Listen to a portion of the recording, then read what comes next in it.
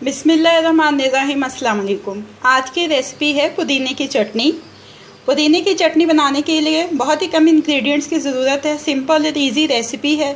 बहुत ज़्यादा इसमें कोई दूसरे स्पाइसेस इस्तेमाल नहीं कर रहे, जिसकी वजह से इसका जो टेस्ट की ओरिजिनलिटी है वो कायम रहेगी। इसके लिए जो इंग्रेडिएंट्स चाहिए उसमें 1 कप मिंट लीव्स हैं। इनको आपने वॉश करके अच्छी तरह से और उसके बाद फिर इसकी चटनी बनानी है। 1/2 कप जो है वो फ्रेश कोरिएंडर है जिसको चॉप कर लिया है। 2 टमाटोज़ हैं जिनको पील कर लिया, इनकी स्किन रिमूव कर दी है। 1/4 टीस्पून सॉल्ट की ज़रूरत होगी और 8 से 10 सब्ज़ मिर्चें चाहिए।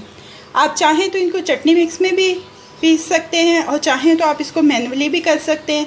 मैं प्रेफर करती हूँ कि मैनुअली ये चटनी पीसी जाए, उससे इसका ज़्यादा अच्छा टेस्ट आता है। तो अब इन सब चीज़ों को वॉश करके अच्छी तरह से आपने फिर इसको स्टार्ट करना है बनाना। तो इसको मैनुअली पीसते हैं और फिर दिखाते हैं आपको इसकी शक्ल।